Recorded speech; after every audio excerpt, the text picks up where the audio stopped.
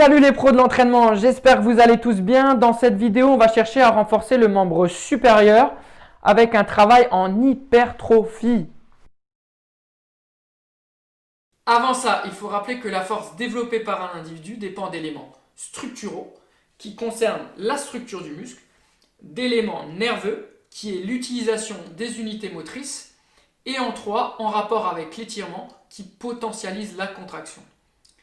La force en tant que telle, elle n'existe pas. Il existe trois différents types de force. La force endurance, la force vitesse et la force max.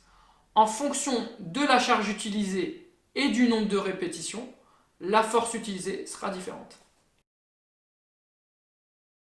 Pour travailler sur la filière qui nous intéresse, un test de force max semble indispensable. Avec ce test de force max, on va obtenir notre 1RM. Alors c'est quoi le 1RM? Le 1RM, c'est une répétition max que l'on peut soulever qu'une seule fois. Il y a différents tests qui nous permettent d'obtenir cette répétition max. Donc il y a des tests directs et des tests indirects. Moi, ce que je vous conseille, c'est des tests indirects. Dans cette vidéo, on se passera des détails concernant les tests.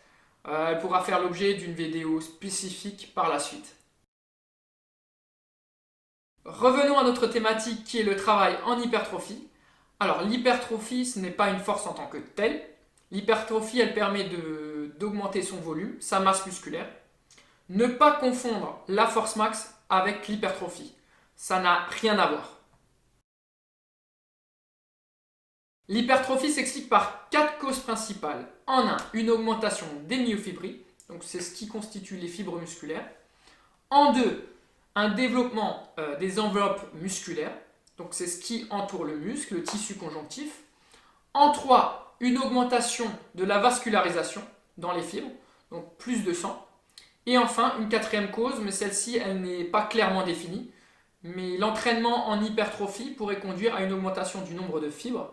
Elle a été prouvée chez l'animal, mais pas chez l'homme. Partie la plus importante, c'est la méthode. On va présenter ici 10 éléments indispensables pour avoir des résultats. Restez bien jusqu'au bout pour comprendre tous les mécanismes. Si vous n'avez pas de résultat, c'est qu'un de ces éléments n'est pas bien fait. Alors restez vraiment jusqu'au bout, c'est vraiment important. C'est parti pour les 10 éléments. On va commencer par le premier élément, c'est l'intensité de travail. Donc l'intensité, c'est entre 65 et 75% du 1RM. C'est pour ça de connaître le 1RM, il est important. En deux, les répétitions. Donc, pour 8 répétitions, on travaille à 75% du 1RM. À 10 répétitions, on travaille à 70% du 1RM. Et pour 12 répétitions, on travaille à 65% du 1RM. Le troisième élément, et pas des moindres, le nombre de séries. Le nombre de séries va dépendre de la méthode de musculation utilisée. Donc, biceps, triceps, superset. Je vous conseille de travailler en polyarticulaire. Un nombre de 10 séries pour un ensemble de groupes musculaires me semble bien, mais bien entendu qu'en fonction de la méthode de muscu utilisée, ce nombre il va augmenter, voire diminuer. Quatrième élément, c'est la récupération entre les séries.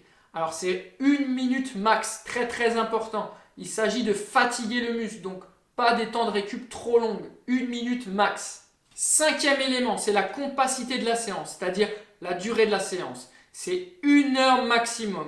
Beaucoup font l'erreur de faire des séances trop longues en pensant qu'ils vont avoir plus de gains. C'est complètement faux. Il faut privilégier vraiment la qualité plutôt que la quantité. Il faut un entraînement court et très intense. En 6, la durée de récupération entre 2 séances. Pour moi, c'est 48 heures minimum. Là aussi, beaucoup font l'erreur de vouloir enchaîner 2 jours de suite le même groupe musculaire en pensant que ça va leur permettre d'avoir un muscle qui va grossir plus vite. C'est à proscrire, c'est faux. Le repos, il fait partie de l'entraînement. On a besoin de resynthétiser tout ça pour gagner en volume. Autre exemple, d'autres personnes pensent aussi pouvoir travailler 2 jours de suite, par exemple le membre supérieur, en travaillant un jour sur un muscle en isolation et un autre jour sur l'autre muscle. C'est pas complètement juste. Parce qu'il faut savoir que lors d'un mouvement qu'on pense travailler, en secondaire, on peut travailler peut-être sur le mouvement, travailler la veille. Donc, pour moi, il faut 48 heures minimum. Je vous conseille par exemple 4 fois par semaine, le lundi, mercredi, vendredi, dimanche. Septième élément, la variété de la séance. Soyez créatif. Essayez de proposer des exercices qui sont différents. Le corps, il est bien fait et il s'adapte rapidement. Il faut donc essayer de lui proposer des stimulations qui sont différentes. En 8, la notion de progressivité. Adaptez-vous à votre ressenti. Quand vous sentez que vous progressez, augmentez la charge. En 9, la régularité. C'est peut-être le point le plus important. Ça ne sert à rien de faire une semaine à 4 entraînements et la semaine d'après à ne rien faire ou à faire qu'un seul entraînement. Il faut essayer de se trouver une routine d'entraînement. Une fois qu'on a trouvé cette routine d'entraînement, tout est beaucoup plus simple.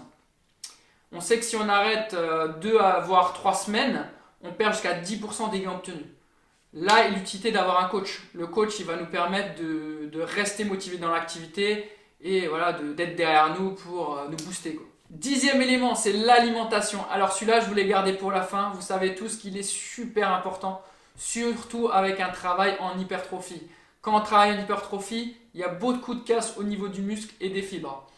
Donc, ce qui serait important, c'est d'avoir une bonne hydratation avant, pendant et après les entraînements. Une source de vitamines aussi après les entraînements, donc un fruit par exemple. Et surtout, une source de protéines dans les 1 heure qui suivent l'entraînement. Donc dans les 1 heure, c'est la fenêtre métabolique où les protéines sont le mieux assimilées par le corps. Si on décide de prendre une protéine en poudre, il faudra privilégier des protéines sans glucides ni lipides pour vraiment avoir de la qualité sans prendre de gras. Dernier élément, bien sûr, il faudra manger. La nourriture, c'est super important. Manger équilibré toujours, mais en augmentant les quantités. En conclusion, il faut toujours se demander quel est votre objectif avec ce travail en hypertrophie. Est-ce que votre objectif est simplement esthétique ou est-ce qu'il y a un réel intérêt de prendre du muscle pour votre activité? Attention, dans certaines disciplines, la prise de masse peut avoir un effet négatif sur la performance. Comme par exemple pour la vivacité, le fait de prendre du muscle et donc du poids peut avoir un effet négatif sur la vivacité du joueur. Par contre, pour certains joueurs et pour certaines pratiques ou postes donnés, il peut être intéressant de travailler en hypertrophie.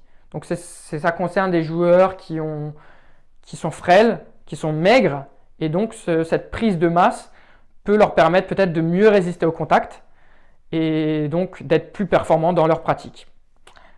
Ou par exemple, on peut reprendre aussi le cas d'une blessure. Donc une blessure, donc le travail en hypertrophie peut leur permettre de regagner du muscle rapidement. Abonne-toi à ma chaîne.